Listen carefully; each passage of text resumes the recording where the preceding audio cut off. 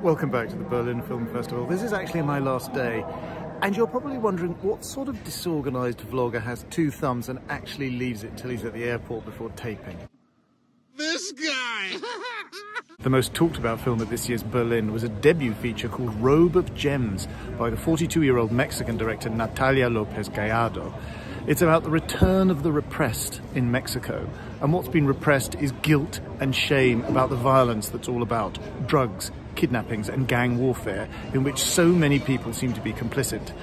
Nylia Norvind plays Isabel, a wealthy woman going through an angry marital separation who takes her two kids to live at the derelict villa once owned by her late mother.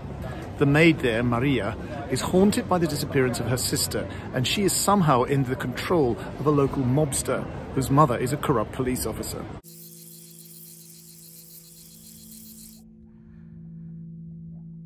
Ya va a ser un año que la buscamos. Me gustaría hacer algo, no sé qué ni cómo.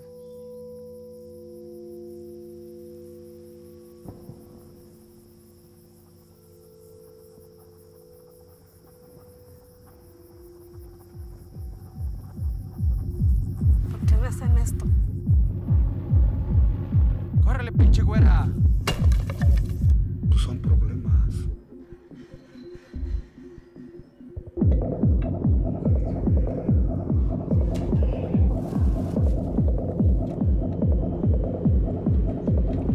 No sabe ni lo que busca ni lo que está haciendo.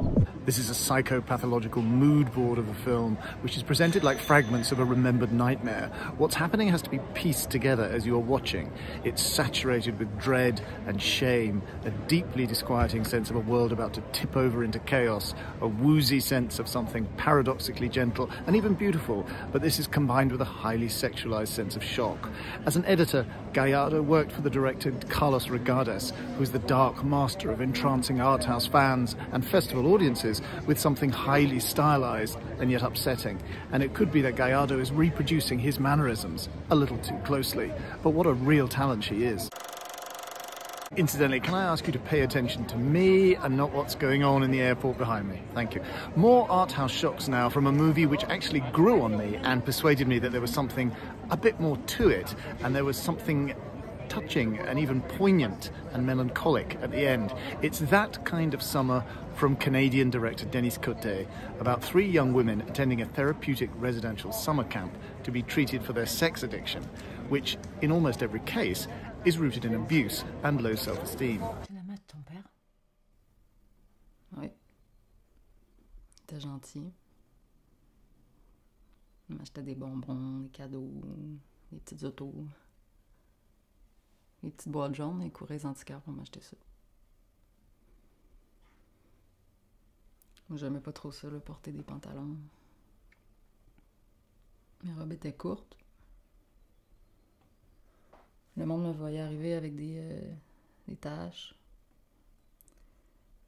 des salissures de journaux sur mes bras, mes cuisses, des traces de doigts. Les gros doigts de mon père.